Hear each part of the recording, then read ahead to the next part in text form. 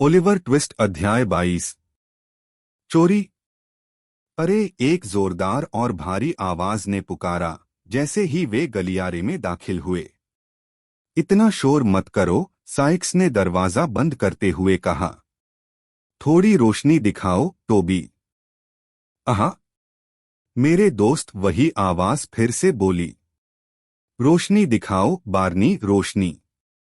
साहब को अंदर लाओ, बार्नी, अगर जाग सको तो जाग जाओ। बोलने वाले ने जिस आदमी से बात की उस पर शायद एक जूता या ऐसा ही कोई चीज फेंकी ताकि उसकी नींद टूट जाए, क्योंकि लकड़ी की किसी चीज के जोर से गिरने की आवाज आई और फिर किसी आदमी की अस्पष्ट बड़बड़ाहट, जैसे वह आधी नींद में हो। क्या सुन रहे हो? वही आवाज फिर से बोली। यहाँ बिल साइक्स गलियारे में खड़ा है और कोई उससे ठीक से बात करने वाला नहीं है, और तुम यहाँ ऐसे सो रहे हो जैसे अपने खाने के साथ लाउडानम पीते हो और कुछ नहीं। क्या अब होश में हो या तुम्हें जागने के लिए लोहे का कैंडलस्टिक चाहिए? एक जोड़ी धीमी चप्पलें कमरे के खाली फर्श पर जल्दी से खिसकती हुई सुनी गईं, और दाईं तरफ के दरवाजे से पहले एक कमजोर मोमबत्ती दिखाई दी, और फिर वही आदमी निकला जिसे पहले नाक से बोलने की कमजोरी के साथ वर्णित किया गया था और जो सफर्न हिल पर सराय में वेटर का काम करता था। मिस्टर साइक्स, बार्नी ने खुशी के साथ, असली या नकली, कहा। आइए साहब, आइए। पहले तुम आगे चलो, साइक्स ने कहा, ओलिवर को अपने सामने रखते हुए। जल्दी करो, नहीं तो मैं तुम्हारे पैरों पर चढ़ जाऊंगा। साइक्स ने ओलिवर को आगे धकेला और वे दोनों एक छोटे अंधेरे कमरे में दाखिल हुए जिसमें एक धुआंधार आग जल रही थी, दो तीन टूटी हुई कुर्सियां, एक मेज और एक बहुत पुराना सोफा था जिस पर एक आदमी पूरी तरह से लेटा हुआ था। उसके पैर उसके सिर से काफी ऊंचे थे और वह लंबी मिट्टी की पाइप पी रहा था। उसने एक साफ सुथरा भूरे रंग का कोट पहना हुआ था जिसमें बड़े पीतल के बटन थे, नारंगी रंग का गले का रुमाल, एक मोटा चमकीला शॉल पैटर्न वाला बनियान और धूसर रंग की पतलून। मिस्टर क्रैकेट, जो वही थे, के सिर या चेहरे पर ज्यादा बाल नहीं थे, लेकिन जो भी थे वह लाल रंग के थे और लंबी कुंडलियों में मुड़े हुए थे, जिनके बीच से वह समय समय पर अपने गंदे हाथों को, जो बड़े साधारण छल्लों से सज्जित थे, गुजारते थे। वह औसत कद से थोड़ा ऊंचे थे और उनके पैर थोड़े कमजोर लग रहे थे, लेकिन यह बात उनकी अपनी बड़ी बड़ी बूटों की प्रशंसा करने से उन्हें बिल्कुल भी नहीं रोक रही थी, जिसे वह संतुष्टि के साथ देख रहे थे। बिल, मेरे लड़के, यह व्यक्ति दरवाजे की ओर मुड़ते हुए बोला, तुम्हें देखकर खुशी हुई। मैं तो सोच रहा था कि तुमने यह काम छोड़ दिया होगा। ऐसा होता तो मुझे खुद इसे करने की जरूरत पड़ती। अरे! यह कहकर अपनी आंखें ओलिवर पर पड़ते ही मिस्टर टोबी क्रैकेट ने खुद को बैठने की मुद्रा में लाया और पूछा कि वह कौन है। लड़का। बस लड़का, साइक्स ने जवाब दिया और आग के पास एक कुर्सी खींची। मिस्टर फेजन के लड़कों में से एक, बार्नी ने हंसते हुए कहा। फेजन का? हाँ, टोबी ने ओलिवर को देखते हुए कहा। कितना कीमती लड़का बनेगा यह, बुढ़ियों की जेबें साफ करने के लिए चर्च में। इसका चेहरा ही इसकी किस्मत है। बस बस, बहुत हुआ, साइक्स ने अधीरता से कहा और अपने लेटे हुए दोस्त के पास झुककर उसके कान में कुछ शब्द कहे, जिस पर मिस्टर क्रैकेट जोर से हंसे और ओलिवर को लंबे समय तक आश्चर्य से देखा। अब साइक्स ने अपनी कुर्सी पर बैठते हुए कहा, अगर तुम हमें कुछ खाने पीने को दे दो जब तक हम इंतजार कर रहे हैं, तो हमें कुछ हिम्मत मिलेगी, कम से कम मुझे तो मिलेगी। आग के पास बैठो, लड़के, और आराम करो, क्योंकि तुम्हें आज रात फिर से हमारे साथ जाना होगा, हालांकि ज्यादा दूर नहीं। ओलिवर ने हैरान और डरते हुए साइक्स की ओर देखा और आग के पास एक स्टूल खींचकर अपने सिर को हाथों पर रखकर बैठ गया, यह न जानते हुए कि वह कहाँ है या उसके आसपास क्या हो रहा है। यह लो, टोबी ने कहा, जब वह छोटा यहूदी कुछ बचा-खुचा खाना और एक बोतल मेज पर रख रहा था। इस काम की सफलता के लिए उसने इस टोस्ट को मान देने के लिए अपना पाइप एक कोने में रख दिया, मेज के पास गया, एक गिलास में शराब भरी और उसे पी लिया। मिस्टर साइक्स ने भी ऐसा ही किया।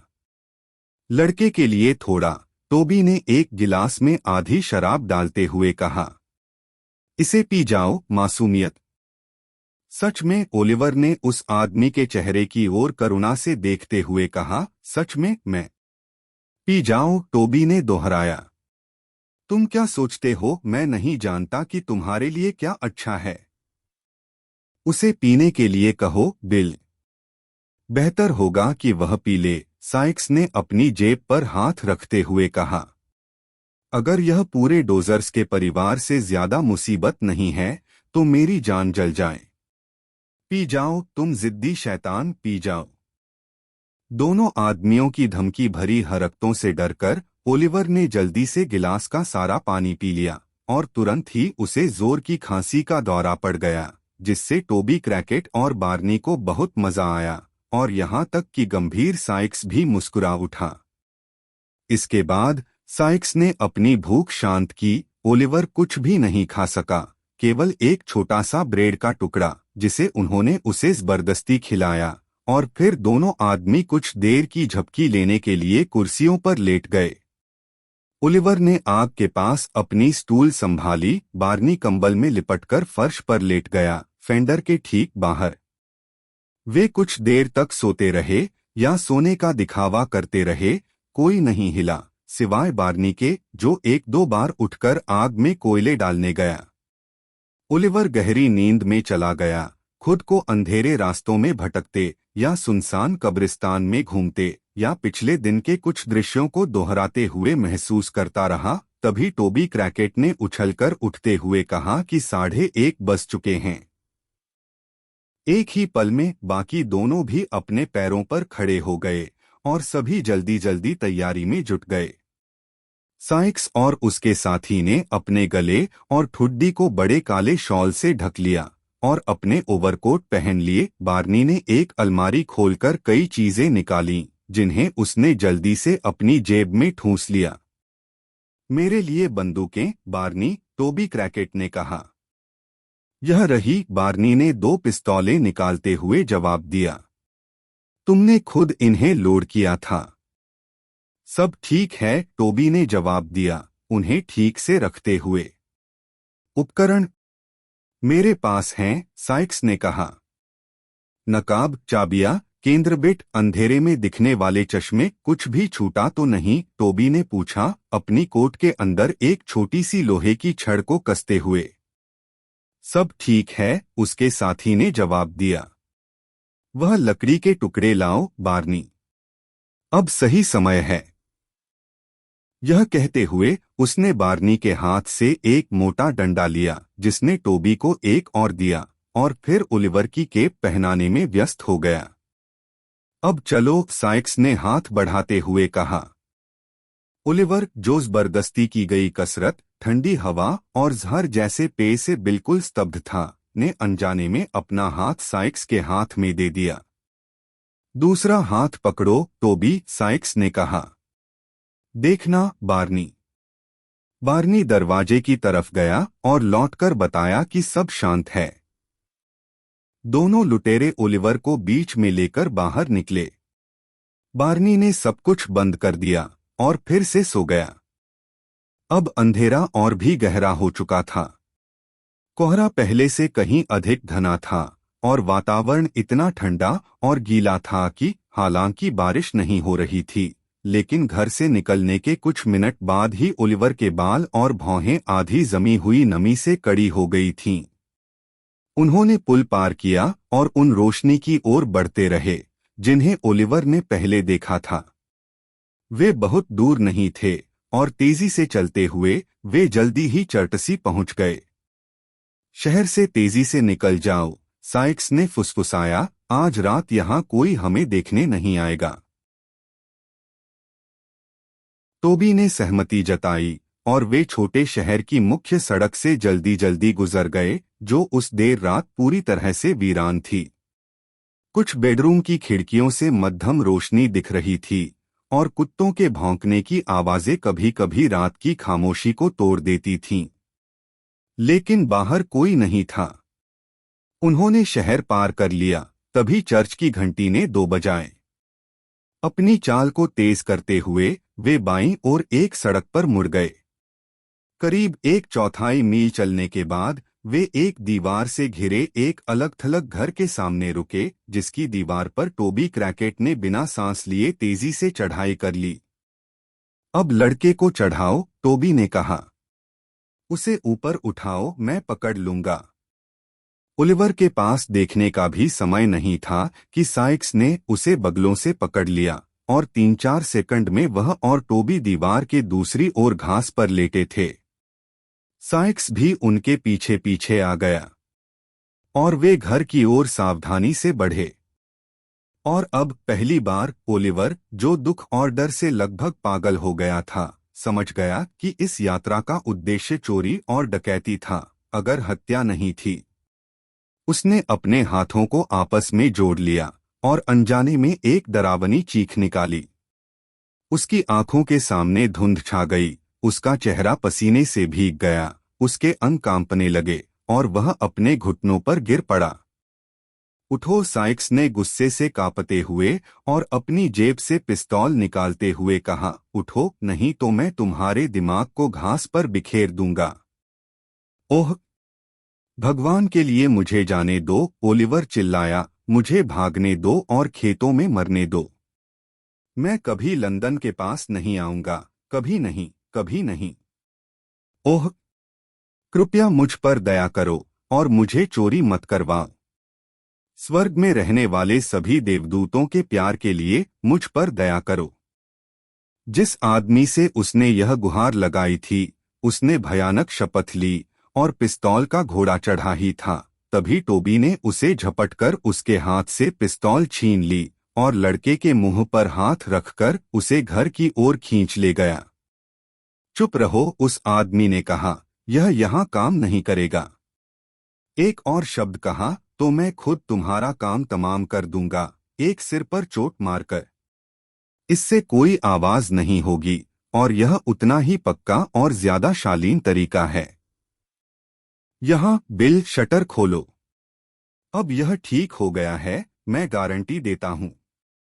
मैंने उसके उम्र के पुराने लोगों को देखा है जो ठंड की रात में कुछ मिनटों के लिए इसी तरह का बर्ताव करते हैं। साइक्स ने ओलिवर को ऐसे काम पर भेजने के लिए फागिन पर भयानक शाप देते हुए जोर से मगर कम आवाज में लोहे की छड़ से शटर खोलना शुरू किया। कुछ देर की देरी और टोबी की थोड़ी मदद के बाद जिस शटर का उन्होंने जिक्र किया था, वह अपने कब्जों पर खुल गया। यह एक छोटा जालीदार खिड़की थी जो जमीन से लगभग 5.5 फीट ऊंची थी, जो घर के पिछले हिस्से में एक छोटी रसोई या शराब बनाने की जगह की थी। यह छेद इतना छोटा था कि शायद घरवालों ने इसे सुरक्षित रखने के लायक भी नहीं समझा था, लेकिन फिर भी यह ओलिवर जैसे लड़के को अंदर जाने के लिए काफी बड़ा था। श्री साइक्स की कला के कुछ छोटे से अभ्यास ने जाली की कुंडी को खोल दिया और वह भी जल्दी ही पूरी तरह खुल गई। अब सुनो तुम नालायक लड़के, साइक्स ने अपनी जेब से एक गुप्त लालटेन निकालते हुए फुसफुसाया और उसकी रोशनी ओलिवर के चेहरे पर डाली। मैं तुम्हें अंदर भेजने जा रहा हूं। यह रोशनी पकड़ो, धीरे से सीढ़ियों से ऊपर जाओ जो तुम्हारे सामने हैं, और छोटे से हॉल के साथ जाकर मुख्य दरवाजा खोलो और हमें अंदर आने दो। ऊपर एक कुंडी है जिसे तुम नहीं पहुंच पाओगे, टोबी ने टोका। हॉल की किसी कुर्सी पर खड़े हो जाना। वहां 3 कुर्सियां हैं, बिल, जिन पर नीले रंग का बड़ा यूनिकॉर्न और सुनहरे रंग का कांटा बना हुआ है, जो बूढ़ी औरत की निशानी है। चुप रह सकते हो कि नहीं? साइक्स ने धमकी भरी नजर से कहा। कमरे का दरवाजा खुला है ना? खुला हुआ है, टोबी ने झांककर खुद को संतुष्ट करने के बाद कहा। इसका मतलब यह है कि वे हमेशा इसे एक छिपकली से खोल कर रखते हैं ताकि कुत्ता, जिसने यहाँ बिस्तर लगा रखा है, जब चाहे हॉल में घूम सके। हाँ हाँ, बार्नी ने उसे आज रात बाहर खींच लिया। कितना शानदार! हालांकि श्री क्रैकेट ने लगभग सुनाई न देने वाले स्वर में बात की और बिना आवाज के हंसे, साइक्स ने उन्हें सख्ती से चुप रहने और काम करने का आदेश दिया। टोबी ने पहले अपनी लालटेन निकालकर जमीन पर रख दी, फिर दीवार के नीचे सिर टिकाकर और घुटनों पर हाथ रखते हुए एक कदम रखने की जगह बनाई। जैसे ही यह काम पूरा हुआ, साइक्स ने उस पर चढ़कर ओलिवर को धीरे से खिड़की से अंदर उतार दिया और बिना उसकी गर्दन का पकड़ छोड़े उसे सुरक्षित रूप से अंदर फर्श पर रख दिया। यह लालटेन पकड़ो, साइक्स ने कमरे में झांकते हुए कहा। तुम्हें सामने की सीढ़ियां दिखाई दे रही हैं? ओलिवर, जो लगभग मरे हुए जैसा था, ने कांपते हुए कहा। हाँ, साइक्स ने पिस्तौल की नली से मुख्य दरवाजे की ओर इशारा करते हुए उसे संक्षेप में चेतावनी दी कि वह हर वक्त उसकी गोली की पहुंच में है और अगर वह चुका तो उसी पल मर जाएगा। यह 1 मिनट में हो जाएगा, साइक्स ने उसी धीमी आवाज में कहा। जैसे ही मैं तुम्हें छोड़ दूं, अपना काम करो। सुनो, यह क्या था? दूसरे आदमी ने फुसफुसाया। उन्होंने ध्यान से सुना। कुछ नहीं, साइक्स ने ओलिवर को छोड़ते हुए कहा।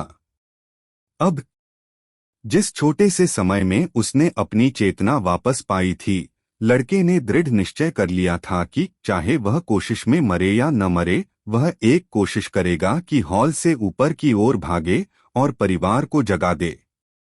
इस विचार से भरे हुए वह धीरे धीरे आगे बढ़ा। वापस आओ, साइक्स ने अचानक जोर से चिल्लाया। वापस, वापस!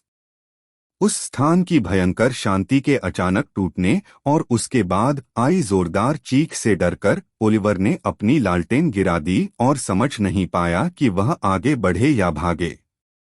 चीख फिर से आई, एक रोशनी दिखाई दी। ओलिवर की आंखों के सामने सीढ़ियों के ऊपर 2 डरे हुए आधे कपड़ों में पुरुषों का दृश्य तैरने लगा। एक चमक, एक जोरदार आवाज, धुआं, कहीं कुछ गिरने की आवाज, लेकिन कहाँ उसे पता नहीं चला और वह पीछे की ओर लड़खड़ा गया।